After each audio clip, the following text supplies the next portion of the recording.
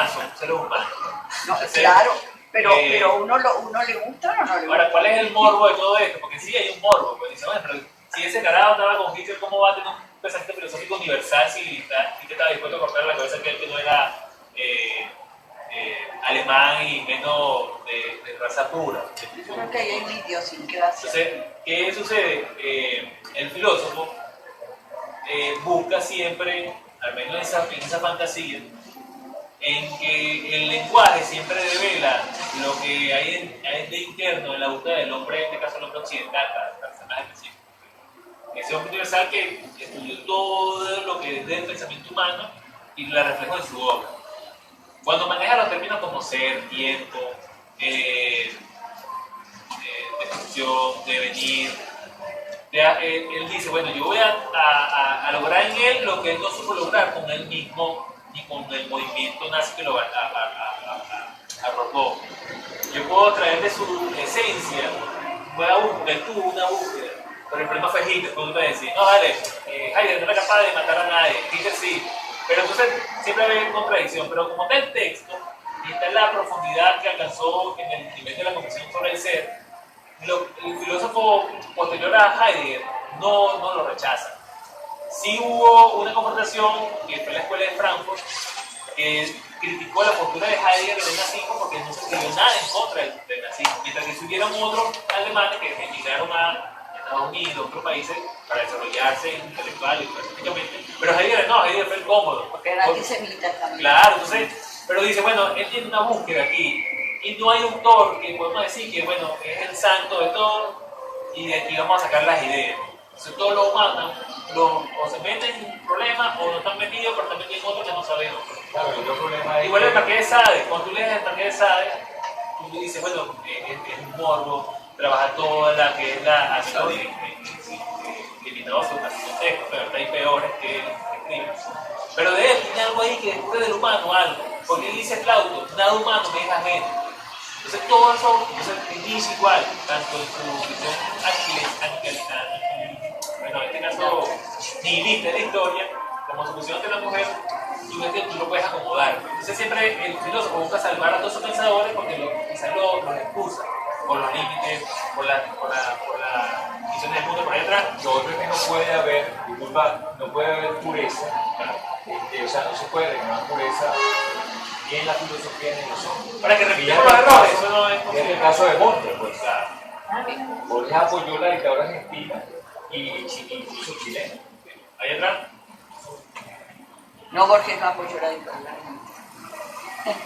Ahora, mira, ayer leí No, él asistió, Mira, ayer lo leí- invitaron un día, Mira, él fue, pero ayer leí de hecho una- como aquí, si el que no está de acuerdo viene, lo invitan a poesía y habla de poesía. Pero era un dictador.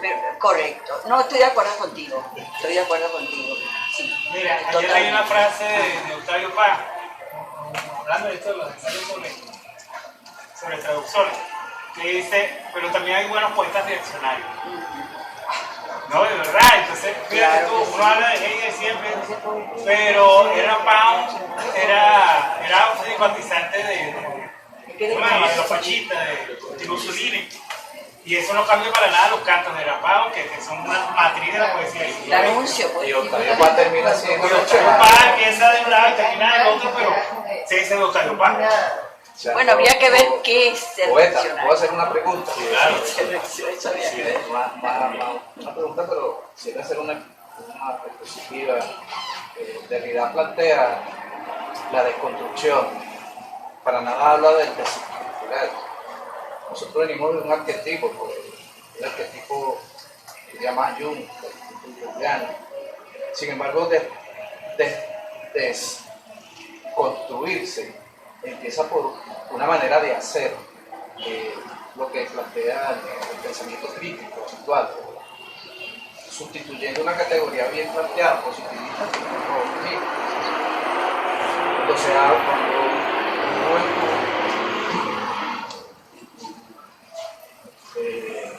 lo que nos hablaste está bien, digamos, bien sustentado por los pensadores más actuales. Sin embargo, vienen desde un proceso, todo es un proceso, lógicamente, siempre un poco perdido. Mi pregunta es esta, tiene que ver con la desconstrucción y establecer un eje con el arte pictórico. La palabra es la imagen de la misma imagen, de la imagen, pues los sueños son imágenes. Primero, tú planteaste ahí, que plantea Derrida, de la imagen, hacer la imagen palabra. Al revés, hacer la palabra imagen. Quienes trabajamos la oralidad tenemos que oír al pueblo. Ese es el saber. El conocimiento nos quita el saber. Entonces, él empieza para desconstruir y desconstruirse, que es tu tesis. Él empieza por negar esto, no, es un método. Está creando, no un método, es un modo de hacer porque viene del planteamiento es cualitativo y a la vez es deductivo. ¿Sí? Pero él está estableciendo categorías verbales, en este caso conceptos. Entonces, ¿cómo desconstruye uno un concepto que está bien establecido cuando la gente habla de una manera y quienes escriben hablan de otra manera?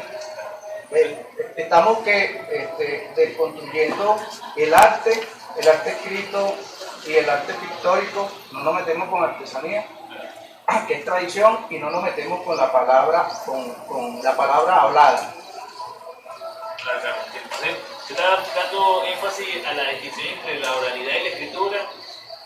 Son tres categorías que quiero hablar: la oralidad, la desconstrucción desde lo negativo, no de lo negativo, sino de negando cómo se va a llegar para desconstruirlo. Pero nosotros tenemos un arquetipo, tenemos una estructura fija. A mí me llama la atención porque él, en ningún momento la profesora tocó un tema muy importante ahí, que él se contradice. Yo considero, no conozco a fondo a Derrida, sino a través de otros estudios, pero él que lo considero que no se contradice, sino que él mismo se supera su tesis. Pues. Fíjense que uno de los últimos ensayos que él escribe, él habla del peligro de la desconstrucción, que ha hecho que ya nadie quiera publicar nada porque está asumiendo que está participando en la rampa. Entonces él dice, no, la cuestión no es desligarte de la escritura, porque ni siquiera del texto argumentativo, porque tú puedes usarte con el texto poético, que está libre de atadura, y yo soy libre aquí, lanzo palabras, construyo metáforas, sin hilación alguna, sino en el inconsciente del otro, y ahí te salvaste de las trampas del lenguaje. Dice, no, ni siquiera allí. En el texto argumentativo, por más que tú tengas que tener un referente, que evalúe un objeto, y es una opinión, estoy hablando de escritura solamente, la edición escrita. El hecho está que tú tienes que lograr no dejar la comunicación, porque tienes que seguir la comunicación, el hombre tiene que seguir comunicando. Pero ahora, ¿qué tipo de texto va a formar al nuevo hombre, o en este caso al hombre del siglo XXI? Y que ese texto no sea condicionador, no sea ideológico, no sea metido en un aparato, sino que sea siempre igual como la poesía, libre, no de interpretación, pero sí de llevar al lenguaje. El lenguaje en su esencia, al menos en esencia que es libre, por usar un término didáctico aquí. Y fíjense cómo yo leo, por ejemplo, esta era otra lectura que quería compartirles. Un Roland Barthes, cuando habla aquí de la lectura, el olvido. Entonces, este tipo de escritura es lo que Derrida quiere, en este caso, en el nivel argumentativo. No, porque el texto argumentativo que normalmente leemos, que formamos, siempre tiene un objetivo perseguido. Darte la información de un referente y mostrarte una posible verdad. Entonces, fíjense cómo comienza, por ejemplo, un Roland Barthes escribiendo argumentativamente. Dice, la lectura del olvido. Leo el texto. Esta enunciación, conforme con el genio de la lengua francesa, sujeto verbo complemento, que es lo que observamos en todo texto argumentativo, no siempre es verdadera. Entonces ya empieza la crítica. Cuanto más plural es el texto, menos está escrito antes que yo lo lea. No le someto a una operación predicativa consecuente con su ser, llamada yo exclusiva. No es un sujeto inocente anterior al texto, que lo use luego como un objeto para desmontar o un lugar por investir. Ese yo ahí ahora comilla, que se aproxima al texto, es ya una pluralidad de otros textos.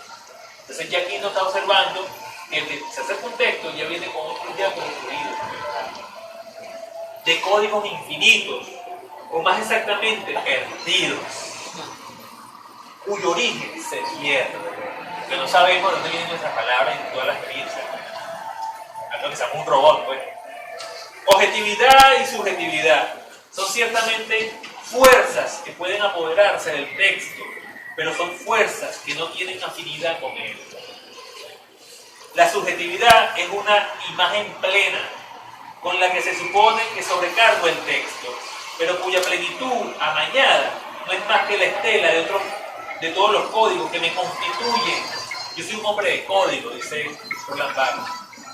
De manera que mi subjetividad tiene finalmente la misma generalidad de los estereotipos. Yo no me alejo de ser un estereotipo, el lector. La objetividad es un relleno del mismo orden, es un sistema imaginario como los otros, aunque el gesto castrador se señale más ferozmente, una imagen que sirve para hacerme designar ventajosamente, para darme a conocer, para conocerme mal. La lectura solo comporta riesgos de objetividad o de subjetividad, ambas son imaginarias, en la medida en que se define el texto como un objeto expresivo, ofrecido a nuestra propia expresión, sublimado bajo una moral de la verdad, una vez es laxa y otra vez es ascendente. Sin embargo, leer no es un gesto parásito, complemento reactivo de una escritura que adornamos con todos los prestigios de la creación y de la anterioridad. Es un trabajo, por esto sería mejor hablar de un acto lexeológico o incluso lexeográfico, puesto que también escribo mi lectura. Y el método de este trabajo es topológico. No estoy oculto en el texto, solo que no se me puede localizar en él. Hermoso esto. Mi tarea consiste en mover, trasladar sistemas cuya investigación no se detiene ni en el texto ni en mí. Operatoriamente, los sentidos que encuentro no son comprobados por mí ni por otros, sino por su marca sistemática. No hay más pruebas de una lectura que la calidad y resistencia de su sistemática. En otras palabras, que su funcionamiento. En efecto, leer es un trabajo de lenguaje. Leer es encontrar sentidos, y encontrar sentidos en designarlos, pero esos sentidos designados no son llevados hacia otros nombres. Los nombres se llaman, se reúnen, y su agrupación exige ser designada de nuevo, que es el presente, que es lo que hablaba al principio. Designo, nombro, renombro, así pasa el texto. Es una nominación en devenir, una aproximación incansable, un trabajo metonímico. Por lo tanto, frente al texto plural, el olvido de un sentido no puede ser recibido como una falta. ¿Olvidar en relación a qué? ¿Cuál es la suma del texto? Es posible olvidar algunos sentidos, pero solo si se ha elegido echar sobre el texto una mirada singular. De todas maneras, la lectura no consiste en detener la cadena de los sistemas, de fundar una verdad, una legalidad del texto, y en consecuencia provocar las faltas de su lector. Tú no leíste bien el texto. Consiste en embragar esos sistemas, no según su cantidad infinita, sino según su pluralidad, que es un ser y no una cuenta. Paso, atravieso artículos, desencadeno, pero no cuento.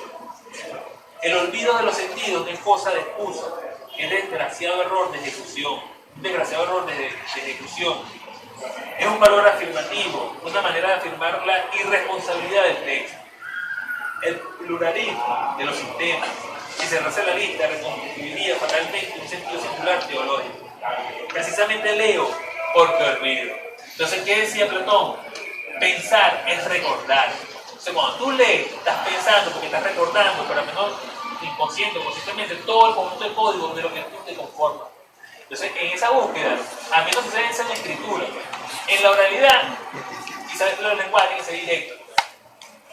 A menos que estés lector de poesía. Cuando se transcribe, pongo por ejemplo, estoy contextual, estoy dentro de tu contexto. Tú nombraste ahí, citaste a Efraín Hurtado. Para mí es un... ¿Conocido? Claro, bueno, yo no conozco su ensayo, pero sí su poesía y su poesía en prosa. Y él usa el lenguaje propiamente llanero, solito, las palabras que usa el llanero para comunicarse, por la de comunicación. Sin embargo, en el estudio que él hace, es un estudio lingüístico, o sea, solamente filológico, y él lo aplica en su poesía. Manuel es conocedor de su obra junto con el profesor Acevedo. Tienen una obra que publicó la Secretaría de Cultura, ¿verdad? La Efraín Hurtado, Acevedo y el poeta Crespo. Y hay una similitud entre los tres de la forma de decir el llano. O sea, eso es una diferencia de lo que también está este pana de aquí de nosotros, de Sumorín. Este contravoces que él usa, construye las palabras como si fueran morales, como de lo que hablan los galleros. Lo que hace Morín es o sea, reproduce fonéticamente, como si fueran galleros que están hablando en el él pueblo. trabaja con la escuela, la fonética europea. Tú nombraste a la escuela de Frankfurt, ¿verdad? Que le da pie a realidad, pero en la cuestión de la traducción, ¿cómo tú aprehendes esa imagen para traducir? Primero de un lenguaje del griego antiguo, no del griego actual. ¿Cómo se llama este señor italiano que acaba de morir?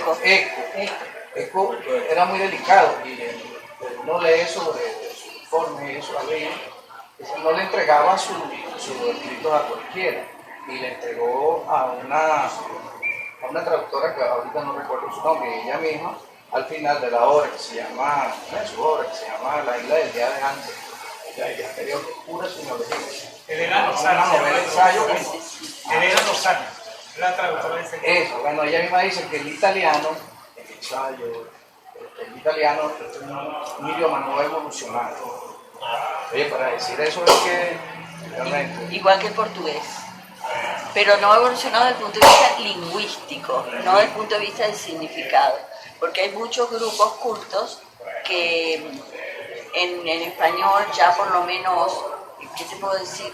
Muchas letras que los italianos no tienen, no usan y nosotros usamos, lo mismo en portugués, porque ellos detuvieron la evolución ahí. El español siguió evolucionando por efecto de influencia de los árabes, en fin. No, el español no. El español no evolucionó. Sí, la lectura de hace... Ahora, respecto a eso que tú decías de la oralidad, hay un problema en la vamos a decir, al transcribir la oralidad a la parte escrita y querer internacionalizar eso, hay un problema de la lengua, y es que muchas palabras no pueden ser ni traducidas ni entendidas, porque no es el español que se habla en todas partes. Hay regionalismos que no es que no sean propios de la lengua, porque hay regionalismos argentinos, peruanos, chilenos, de todas partes, pero al traducirlos hay que transformar eso en el lenguaje común a todos los que hablan español. Y entonces pierden el sentido de oralidad, pierden eso típico que tiene la oralidad. Por eso la oralidad se reduce generalmente al contexto urbano de donde se trabaja, ¿no? Hay un invento de los ingleses que es literatura oral. Bueno, hay un libro de Walter Owen muy importante. Allá es Juan. Sí, la lectura de hace un momento que dice lo siguiente. Es sin pluma ni papel un comienzo de escritura. Bueno, el concepto implícito aquí es idea, pero tengo que darle el nombre a la idea, ¿no? tiene un nombre, la idea tengo que darle un nombre. ¿Cómo yo deconstruyo ese concepto implícito con su nombre? Bueno, si Renoir, el pintor, decía que primero, antes de la palabra, primero son las imágenes. Por ahí puedes comenzar. Elabora la imagen porque son procesos ya. Pero fíjate, necesitas recordar la definición de plano que da Kandinsky. Y normalmente, para interpretar el proceso de conocimiento del ser humano, decimos que tenemos una pantalla en blanco cuando nacemos. Al menos desde el punto de vista conductivo. Todo viene en blanco y la sociedad empieza a darte los sellos. Es verdad, pero la verdad no es tan fuerte. Pero aquí, tal vez, Hay una cosa interesante que está surgiendo aquí, que es la renovación del pensamiento. Yo he tenido una experiencia, por ejemplo, de ir a bienales y a salones, donde los mismos artistas, cuando ven una obra conceptual de ahorita, un ejemplo, el beso de la muerte fue por amor y está en fondo rojo. Entonces esa renovación parece que no está tácita en el individuo, no está intrínseca, que cuando ve algo dice el mismo. Con todo un recorrido, una obra, dice, yo no entiendo eso. Entonces lo que se está planteando hoy, que va a quedar bastante interesante, es desconstruir la imagen y la palabra y ese pensamiento que tiene para construirse él nuevamente y poder construir una imagen nueva, que sería la que internamente él tiene, ¿ves? Pero no se ha apoderado de él mismo, porque él no piensa que él es un ser y que cuando lo coloque en esa tela es un ser que va a estar individualmente con discursos nuevos, planteamientos nuevos, y él no puede estar diciendo que eso no lo entiende. Entonces la desconstrucción, de lo que está hablando Camejo, muy pocos escritores y artistas lo hacen. Recientemente fui a uno y todo lo que vi fue de los 80, entonces uno se pregunta, ¿qué se está planteando el tipo en esta época? Uno puede estar viendo con una madurez, con una formación, con criterio, que esté haciendo una obra de una copia de los 80. Entonces nos preguntamos dónde está ese individuo, ese hombre, cómo está cumpliendo, cómo está comprometido con una época, con los escritores. Una de las cosas que me llamó la atención a mí, ya le doy el paso, de que me invitara, y lo hemos comentado, ¿verdad?, Gabriela, varias veces, que no ha habido un movimiento en Europa que no haya tenido 3 o 4 escritores, 5. Y aquí en Maracay a veces eso no sucede mucho. Por eso es que cuando él me invita yo inmediatamente me enganché, porque hace falta la comunicación entre que si la lingüística, la representación es la palabra para nosotros, es la imagen de todo ese pensamiento, el sueño y las vivencias que a veces se pierden por no renovar ese pensamiento. Nosotros le vamos a dar ahora desconstrucción de la pregunta que la amiga dijo, ¿por qué en América Latina? ¿No? AME, rica, latina.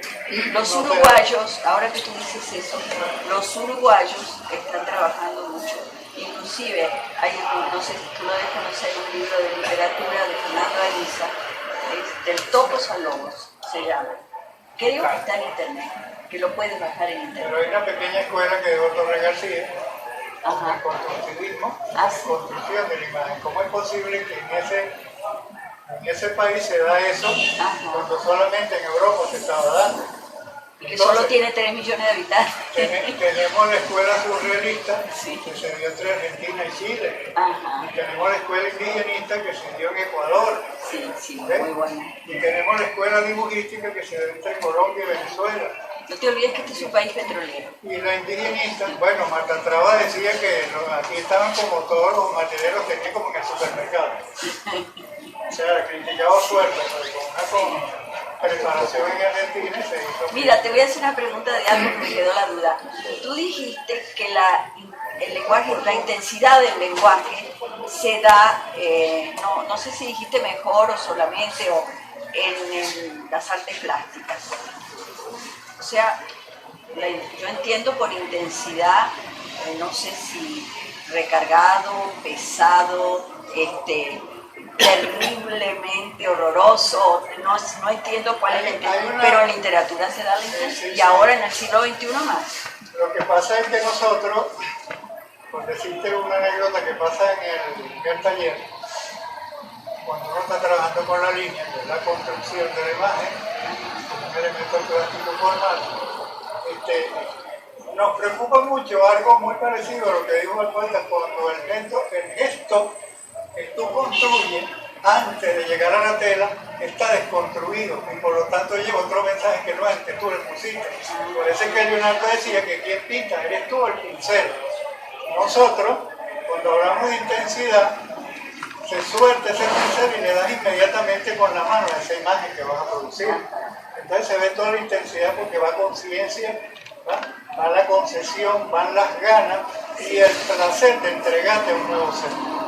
Y eso no muy poco lo ven, ¿sabes? Es como decir que cuando nosotros estamos poniendo capas de pintura para realizar los retratos, un paisaje, cuando tú vas a hacer un análisis, la pintura, el concepto y el análisis es de adentro para afuera, no es de afuera para adentro. Estás analizando todas las percepciones que te da una obra realizada porque es un ser nuevo y cuando tú lo firmas ya no te pertenece. A pesar de que tú lo firmaste, tú lo perteneces. Por eso es que yo digo que muchas veces Bueno, el libro es lo mismo, cuando te entregaste el libro ya no es tuyo. Ese no es el concepto del no espacio.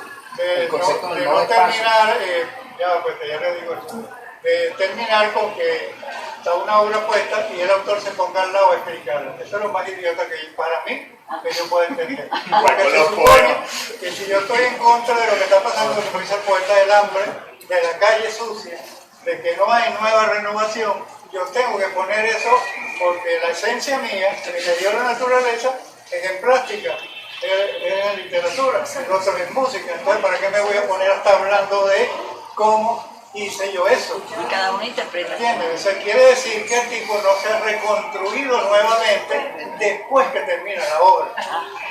Porque él queda vacío. Es verdad. Tiene rato, No, dale, el señor iba aquí, después yo... No, ya ustedes pero Bueno. no quiero pasar de malo, pero se nos está acabando la hora. Sí, las sí. 12. No, yo lo que estoy un poco desconstruido aquí con todo el debate que están haciendo, ¿no? Desconstruido. Sí, oye, porque de verdad mis referentes sobre el tema son algo un poco bajos, ¿no? Pero, o sea, Tranquilo, lo ayudamos. ajá. Sería descabellado pensar entonces que el significado de la palabra desconstrucción es más bien construir. Bueno, lo que estás obligado a hacer, tú eres Deshacer. humano y eso es la naturaleza social, el hacer. Deshacer. Ahora, ese hacer, normalmente, según lo que vamos a asomarte a la deconstrucción, es ver cómo se construyó, pero eso está en ruina. Ya no que no funciona, pero se está deshaciendo o ya deshizo lo que planteaba. Y lo que planteaba era un objeto, era una realidad que supera esa estructura. Pero tú no puedes comenzar nunca desde nada, porque siempre estás rodeado de código. Tú estás construido previamente. Pero tienes que asumir que también estás destruido previamente. Entonces, en ese nada y en ese ser, entonces estás en el pensamiento del devenir mismo. Esa es la lógica de Hegel, pues. Mira, Pero si es un construir, es un hacer. en España hay algunos arquitectos que recorren, la gente saca las sillas viejas, la mesa vieja, la mesita de noche, que son de muy buena madera, pero que están en el último estado. La saca a la puerta para que alguien se la lleve. Pues hay unos arquitectos que están recogiendo todo eso, tienen un taller, y hacen más, pero unas bellezas de muy buena madera, adaptadas a esta época, ¿no es cierto? Hay uno que está haciendo exclusivamente trabajo para niños, tiene la empresa y todo, se llama Rocky Animals, trabajo para niños y bueno, claro, es un negocio, ¿no? Venden y todo eso. Pero ellos trabajan todo en función a desconstruir lo que recogen y volver a construir.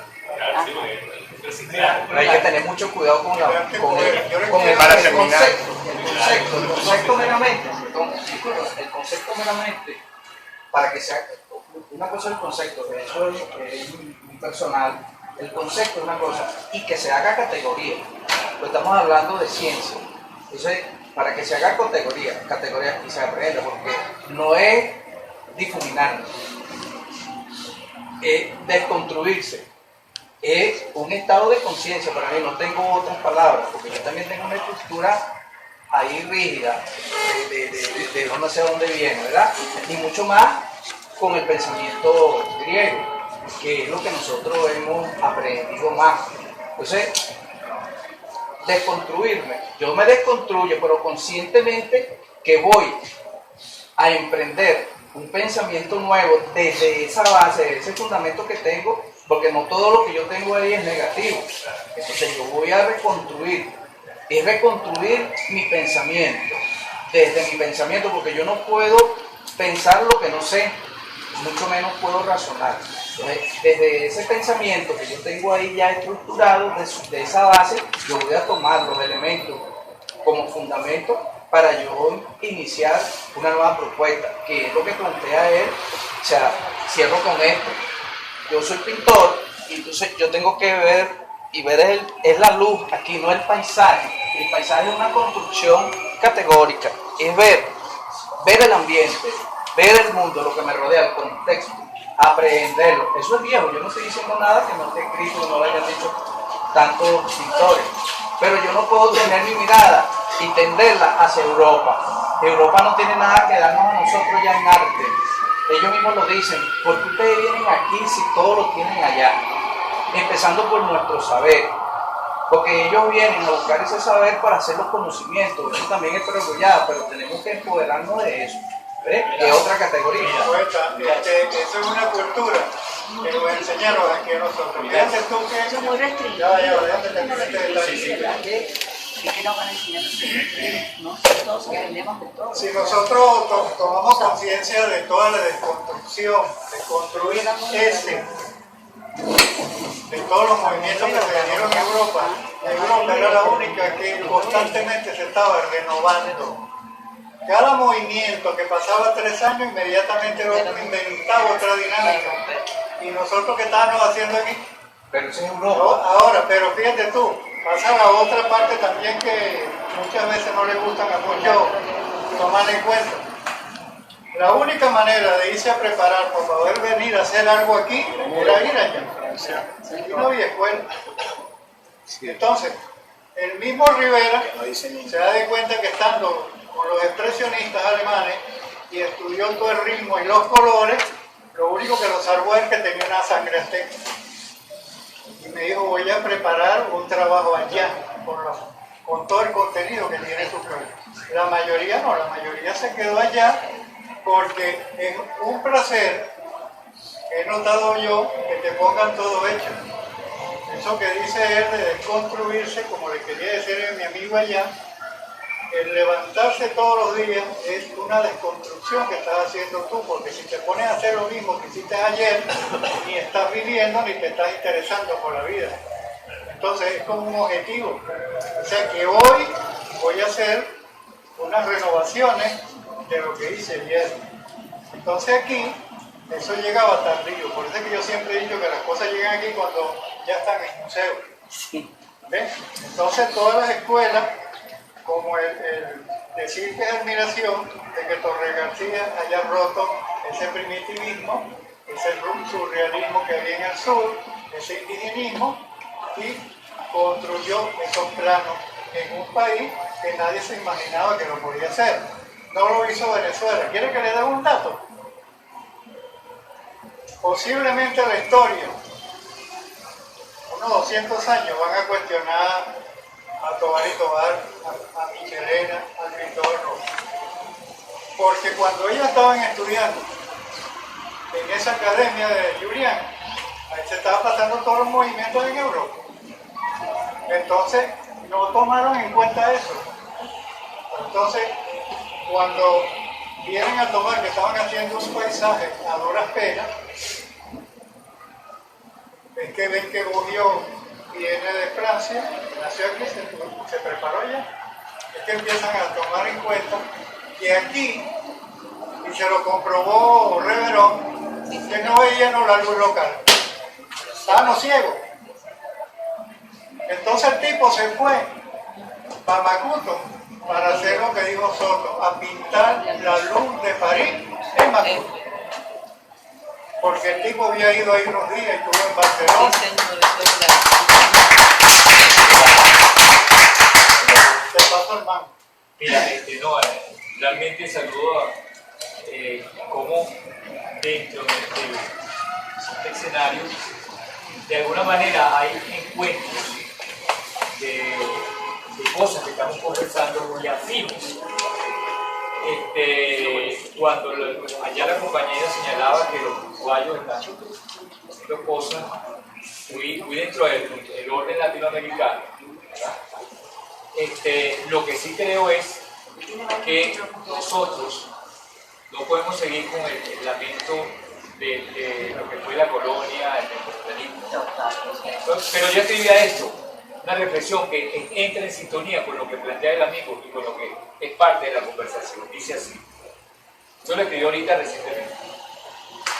Cuando un filósofo europeo habla sobre saberes y aportes, lo hace desde su visión del mundo, que en principio le ha dado su cultura. Cuando un filósofo latinoamericano hace lo mismo, debería hacerlo desde su visión del mundo americano, con el aporte universal como secundario. De lo contrario, quedará sometido en principio a las visiones extrañas a sus propios orígenes y culturas que subyacen en el pueblo y en la ciudadanía. Asombra qué daño ha hecho el llamado conocimiento superior que se imparte en la universidad de acá. Bien. Una reflexión allí. Ahora, pero fíjate, eso también depende del país. Por lo menos, la Argentina es un país que en el año 1930 tenía 78% de migrantes en su población y 22% de nativos. Entonces, desde luego que la mentalidad se hizo diferente, ¿no es cierto?